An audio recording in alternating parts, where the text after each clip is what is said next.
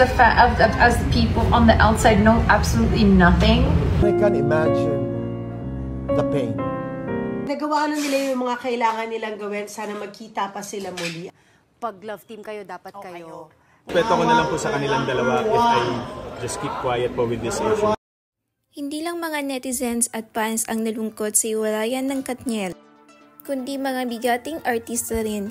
Isa sa mga nagbigay pahayag ay sina Miss Universe 2018 Catriona Gray, Nadine Lustre, Boy Abunda, Mariel Padilla at Alden Richard. Halos ang mga ito ay hindi makapaniwala sa iwalayan ng magkasintahan.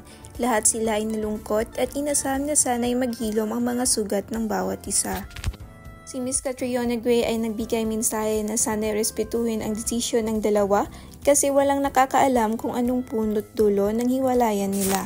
Ang 2 cents ko is you need to respect their decision because they are both adults. Si Boy Abunda naman ay sobrang nalungkot sa hiwalayan nila dahil naging parte siya ng mahalagang interview since nung bago pa sila sa showbiz. This breakup, Catherine Bernardo has proven that a proper ending is possible.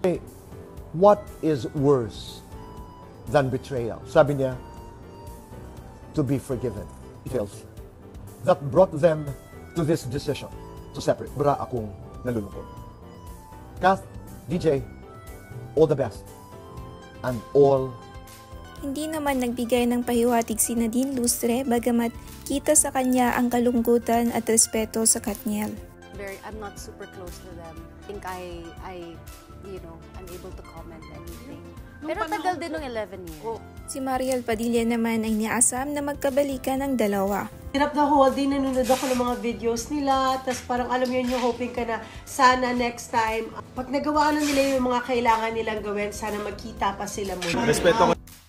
Si Alden Richards naman ay nananawagan sa fans na respetuhin ang desisyon nila at sana'y wag nang palakihin ang issue. Respeto ko na lang po sa kanilang dalawa if I just keep quiet po with this issue. Pero tingnan na lang po natin kung ano magiging turn out.